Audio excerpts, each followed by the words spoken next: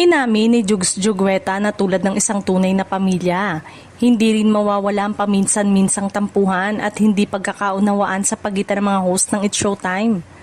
Gayunpaman, iginiit niyang nananatiling totoo at matibay ang kanilang pagkakaibigan sa kabila ng mga pagsubok na kanilang pinagdaraanan. Sa kanyang panayam sa RUG ni MJ Felipe, binalikan ni Jugs ang mahabang kasaysayan ng noontime show na kanyang kinabibilangan mula pa noong 2009.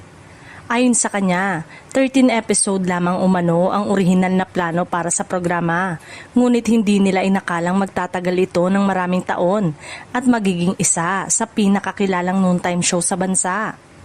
Ibinahagi rin ni Jugs kung gaano niya pinahalaga ng kanyang trabaho sa It's Showtime, sa kabila ng pagiging co-lead vocalist ng bandang Itchy Worm na nagdiriwang na ng ika-13 taon.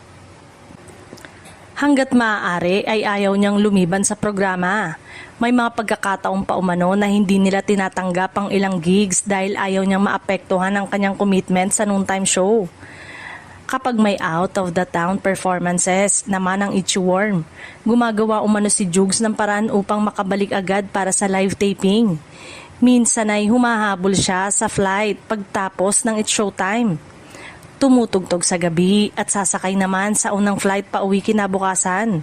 Gayunpaman, hindi niya ito itinuturing na sakripisyo dahil masaya raw siya sa kanyang ginagawa at hindi niya nararamdamang trabaho lamang ang programa.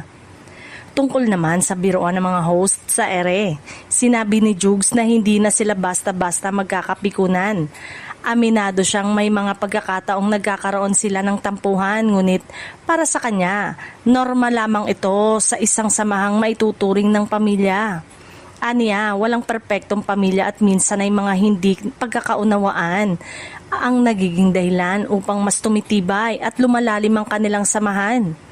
Ipinaliwanag din ni Jugs na malaking tulong ang pagkakaroon ng maraming hosts sa It's Showtime dahil may handang sumalo kapag may kinakailangang magpahinga o tumutok muna sa ibang proyekto. Halimbawa, kapag may host na kailangan lumiban ng matagal, ang iba ay kusang humahakbang upang punan ang kanyang pwesto. Para kay Jugs, ang ganitong pagtutulungan ay isa sa mga dahilan kung bakit nananatiling matatag ang kanilang samahan matapos ang maraming taon.